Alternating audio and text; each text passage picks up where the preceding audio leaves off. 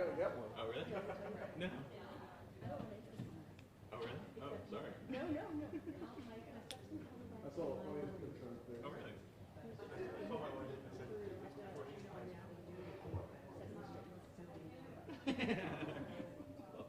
I hope I home with you today. absolutely.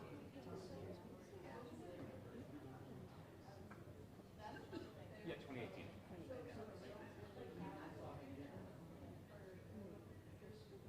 Or by, yeah, 3. Oh, yeah.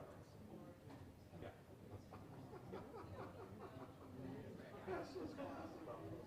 No, so in 2018, we did guarantee that income. So that was part of 2018.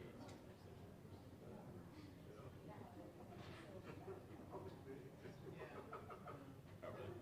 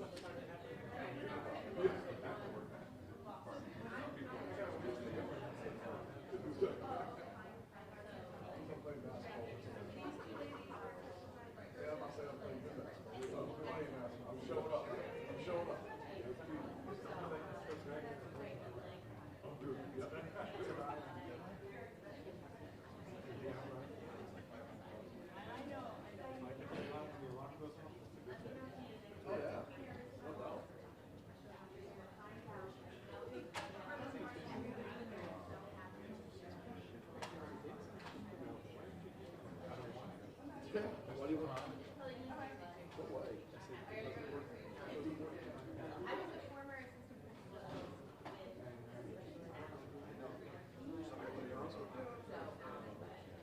I mean, I can't.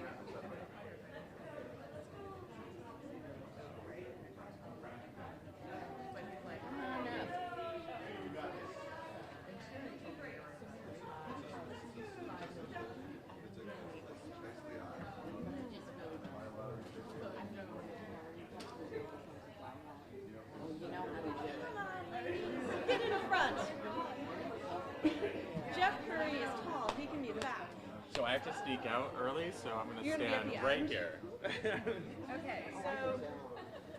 Good. Hi, how are you? Nice to see you. Students, how are you? All students.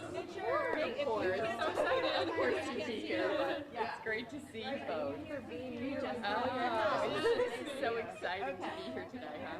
Nobody gets in July. So great. Right? Oh, God, and we have like and some other men and women from other schools. I have to say, Can I put this right how here? close? Yeah, of course. How close? I'm gonna scoot around.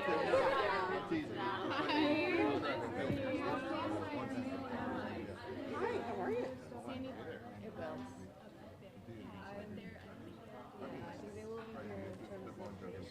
Okay. So let's everybody turn off. Do you want us clumped or do you want us spread as elected types? Maybe we do electives on that side. Is that all right? And that is IKEA. I think we gotta start, Alex. I know we're gonna start, but I just want to ask. So excited. Hey, going in. Mike, good to see you. Do you want to make a short statement? Sure. Okay. So then we'll go. Amy and Charlotte. Nice to see you again. You inspired me today. Thank you. Here, just stand right. Just stay right. Stay right. Right here, everybody. Okay. Thank you so much, everybody, for joining us today. We are addressing a topic that impacts women and girls across our state. Period injustice, otherwise known as period poverty, which is the very real issue of girls missing school and other critical activities simply because they can't afford basic hygiene supplies. Allowing this to happen in 2020 is no longer acceptable. Periods are a normal bodily function, not an illness and not a source of shame. And it's time for us to supply period supplies in school bathrooms just as we supply soap and toilet paper. What makes me so excited about this initiative is that it is entirely student-led. We have with us students from West Haven, North Haven, Hamden, Westbrook, Ledyard, all over the state. And this is just a small representative sample of the hundreds, in fact, almost thousands of students across the state who are supporting this initiative. They brought the issue to us. They are educating us, and they are leading a statewide coalition to drive legislative change. I am so grateful to the leadership of the two committees that have sponsored this bill, both the Public Health and the Children's Committee, and to all the legislators who have expressed support. Because the students are not only educating us, they're offering a practical solution. Free period supplies where they are needed, in school bathrooms. This action alone would dramatically increase school attendance, personal confidence, and academic achievement, and it would send a strong message that Connecticut truly cares and is committed to its young people. So this press conference is going to be different from other press conferences because we're putting the students front and center, and they're going to tell you why this bill is so important to them. So I want to thank all the senators and reps who are here and the others who support this who aren't here, but I'm now going to turn the mic over to the real power in the room, the young people.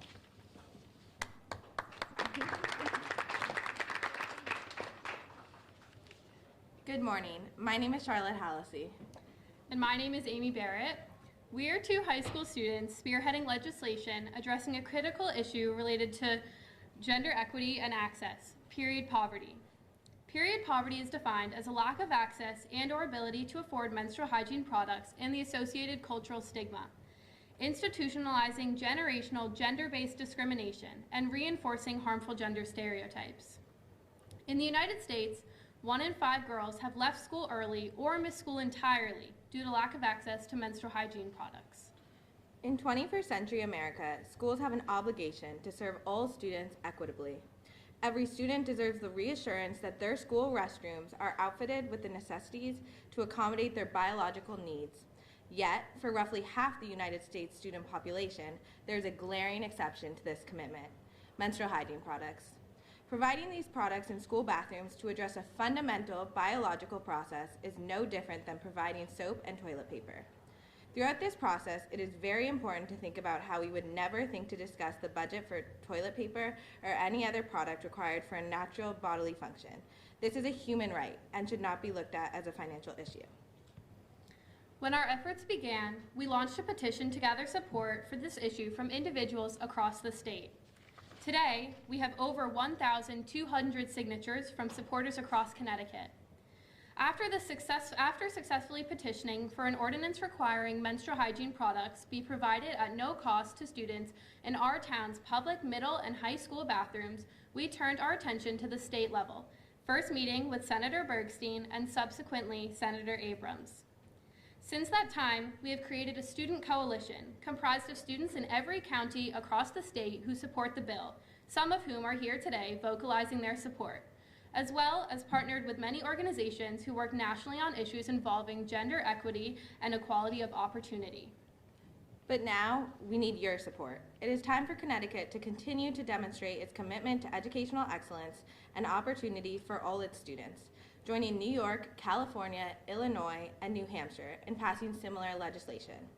Educational equity is essential to socioeconomic advancement.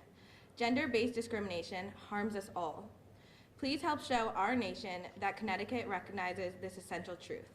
Gender-based rights are human rights. Together, we can help end period poverty and achieve gender equality. Thank you all for your time and consideration. Good morning. My name is Akia S. Collum, the proud president of the Connecticut State Conference NAACP Youth and College Division, proudly serving 11 youth and college chapters and units across the state of Connecticut. Every month, women experiencing poverty and homelessness struggles to find menstrual products, and discriminatory taxation placed on these products only exacerbate the problem. I'm excited to join people like Miriam from the Period Connecticut movement, as well as Amy and Charlotte for inviting us as well to be a part of it, as well as Senator Bergstein to sponsor this bill. I know that this is for students in Connecticut that have to miss school because they don't have access to products at home. They don't have access to products at school. They don't have money to afford certain products. This is not a luxury. It is a human right. And for us to strip away students from this health issue that we're addressing becomes,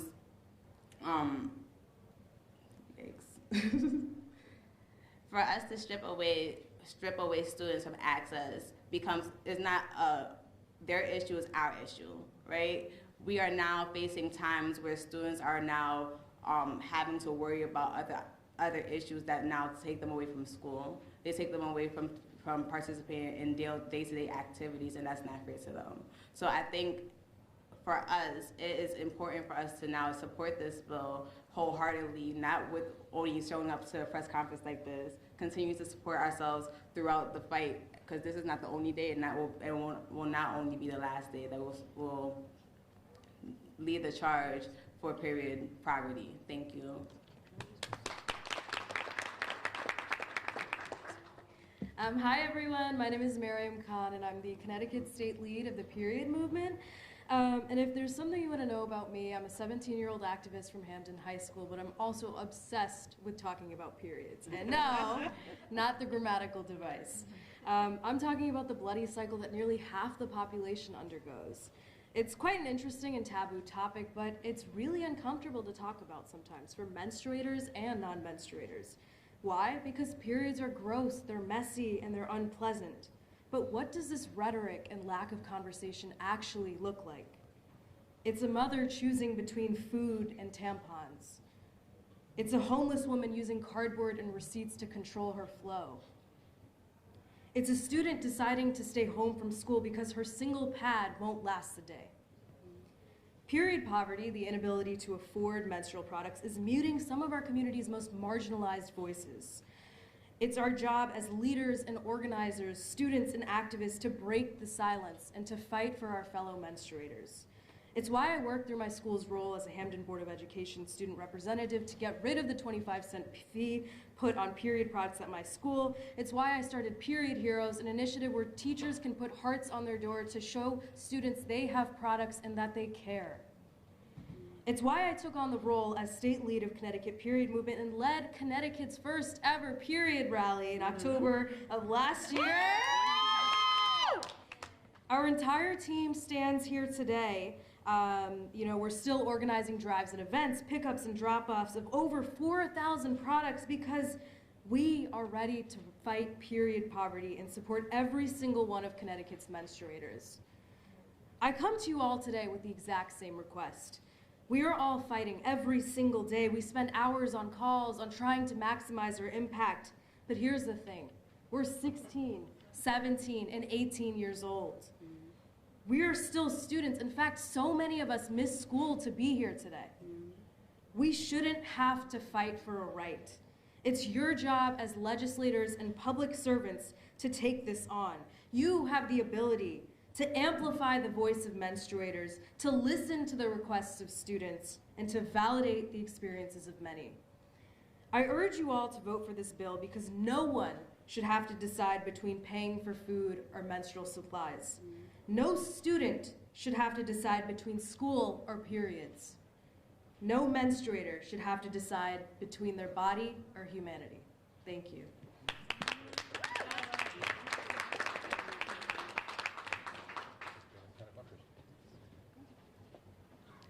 Hello, my name is Farah Najari. I'm 17 years old and I'm from West Haven, Connecticut. So this year, I've gotten the pleasure to be able to run the Connecticut Period Instagram. And with my experience, although I'm not too fond of social media, I found myself being able to reach out to different types of people that have shared the same views that we all have, being teenagers. So within those groups, it was males like our wonderful teammate Justin Esmer here, older women, younger girls between the ages of 6 years old to 12, older men, fathers, asking for advice on how to bring up the topics about periods with their daughters, their wives, their sisters, all of the above pretty much. And within this experience, it made me it almost filled a void of mine that I've had for a while, and that kind of stemmed from me being someone that had grown up in a disadvantaged community, and so I have first-handedly experienced not being able to afford pads, tampons, and therefore having to rationalize my stock in order to fulfill one period cycle. So instead of me being, or having the pleasure of being able to admire my natural body and the state that it's going through, I found myself almost panicking at the thought of what to do or who to ask because it was always so embarrassing. So it's wonderful to think that we started off with 20 followers and now we're at a staggering of 500 and more on a daily, really. And so to think that all it took was a little bit of hope, and which really alleviated that sense of helplessness that we all really did feel in the beginning of our journey. But now it's turning into something so much bigger. And aside from all the drives that we've done and the events that we've spoken at and the wonderful people that we've met, like Senator Bergstein and Amy and Charlotte and Akia from the NAACP and the ACLU of Connecticut and how much they've stood by us thus far, it's completely, completely amazing. And to think that today we are all here to continue to prosper those ideas to where it could actually turn into a bill providing young girls with the products that they need, not only to fulfill their periods within schools, but perhaps outside of school as well, within their own homes. So thank you so much, and I am honored to be able to have spoken today. So yeah, thank you.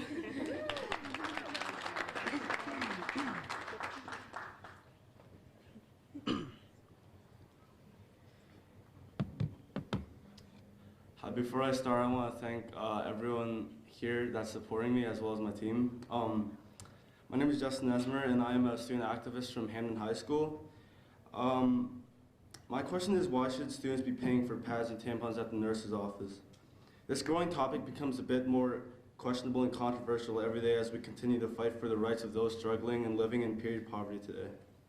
How ridiculous is it that students are required to pay a fee for necessities such as pads and tampons, in addition to having to deal with the negative stigma attached to it? Our role as a community is to understand and accept that these topics exist, as well as work towards creating a solution. My passionate team and I have been working with local doctors' offices, restaurants, and pharmacies to run period collection drives all over the state. So far, we've done a phenomenal job acquiring over 4,000 products so far, thanks to the generosity of these stores and the people who visit them as well. We have put a lot of time and energy into the work and will continue to strengthen our endeavors to end period poverty. This isn't just about women's rights. Matter of fact, it's about human rights. Both men and women, menstruators and non-submitters should care. We can't keep on driving inequality into the faces of our people, and that is inhumane. Ending period poverty is bigger than Connecticut. Matter of fact, bigger than the United States. There are middle school girls having to leave school or drop out in third world countries because of not being able to afford products. If we resolve this rule in Connecticut, it is only a step closer to curing this ugly plague of discrimination, as well as international period poverty. Connecticut is helping lead a movement that others in the world can follow to help also make a change. It is often rare to find a male advocating for a topic like menstruation. I sometimes receive the occasional laugh or joke because of the work I do, but I know that in the end, it comes down to one thing.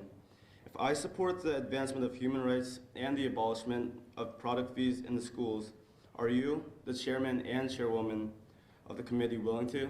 Thank you.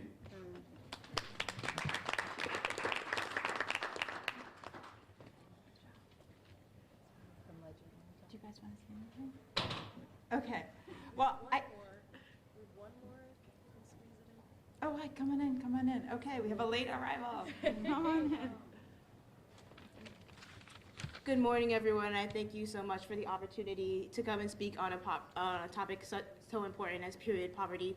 My name is Elizabeth Van Boyer, and I currently live in Hamden, Connecticut, and I am so honored to be a part of the Connecticut Period Team connected to the larger national period movement. As mentioned before, last fall we rallied to stand against period poverty and affirm the rights to have period products and have them easily accessible. As mentioned before by my fellow colleagues, it is a problem that we don't often talk about because it is so taboo. No one wants to talk about pads or periods or even bleeding, but it's this same sentiment that ignores and suppresses the voices and lives of menstruators across Connecticut. Because we continue to regard a topic as such taboo, it prevents the people who need those products from getting the help that they need. It targets the disadvantaged. I'm so glad for this opportunity to come here and speak today to affirm those rights and push for this bill, because it is so important that we as a state affirm the rights to own these products and affirm these identities and validate these narratives. Thank you.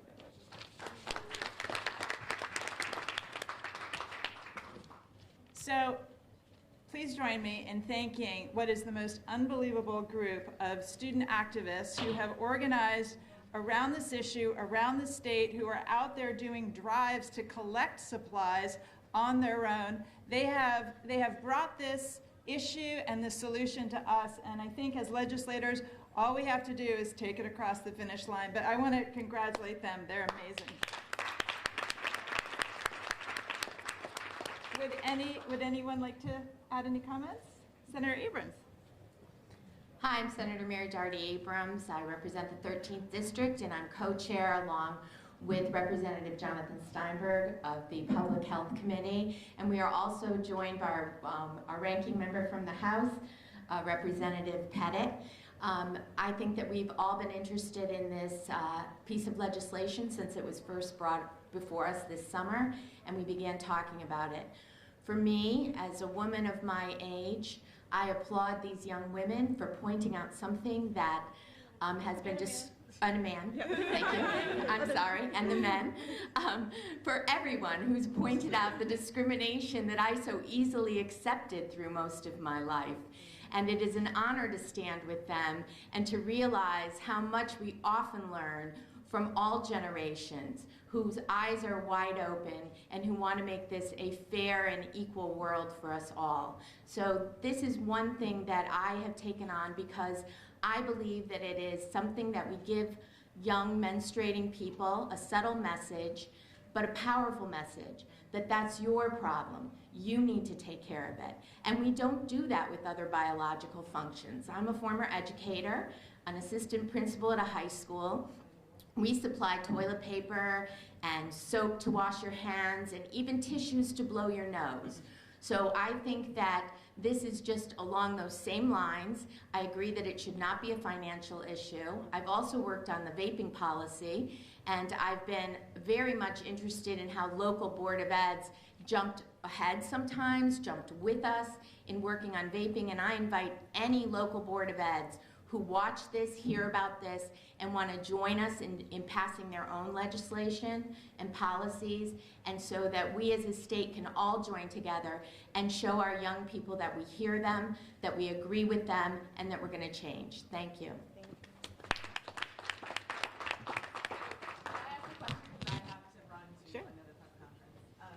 The Connecticut Association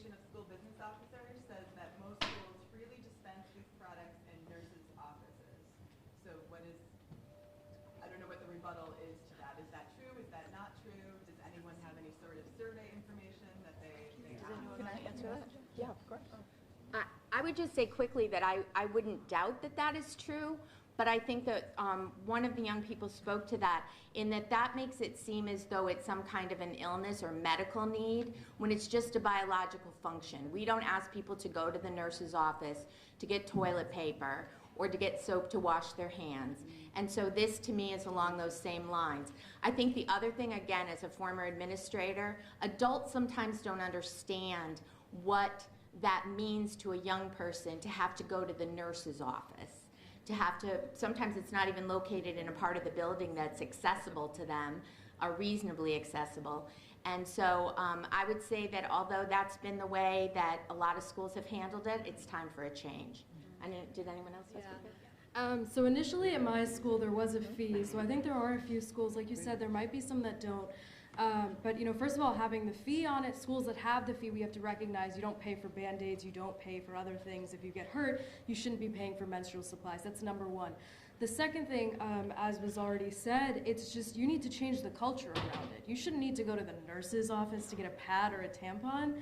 You should have it in the bathroom. It's a regular bodily need, and that's what we're trying to do with this bill. We're trying to affirm it as a free product, but we're trying to change the culture around periods, because we can't talk about period poverty if we can't talk about periods. And starting that conversation really leads us to understand the inequity. Having it in the nurse's office is great, but is it going to make sense for you to go to your teacher, go to the bathroom, say you need a pad, you come back to your teacher and you're like, I need to go to the nurses now. It's just a really bad system. We need to get rid of that extra step. We need to just make sure every student knows that menstrual products are a right. And I know that Greenwich has done this in middle and high school. Do you know what the cost was to the Board of Education? So right now Greenwich has just taken up 3 bids, so they haven't completely decided, but it should be in bathrooms within a couple of months. And what we found with them is it's really important you have it in the budget to have toilet paper and to have hand towels, and it's really important that this should be in the budget too. And it's not a financial issue, it's really a human right, and you don't discuss the budget with toilet paper, and you don't discuss the budget with soap and things like that, and so you shouldn't be discussing it now. But I'll just add one note. Initial estimates were that it would cost about $2.50 per student. There are 158,941 girls enrolled in 5th through 12th grade public schools in Connecticut. So if you do the math, that's about $400,000 for the first year. And we have applied to the Partnership for Connecticut for a grant. This seems to be right aligned with their mission of finding ways to keep students engaged in school in Connecticut. So we hope they're listening. We hope that they will take our application under advisement and recognize that it's actually a low-cost, high-impact solution to keeping young people engaged in school. Any other questions? Okay, thank you so much, everybody. Nice job.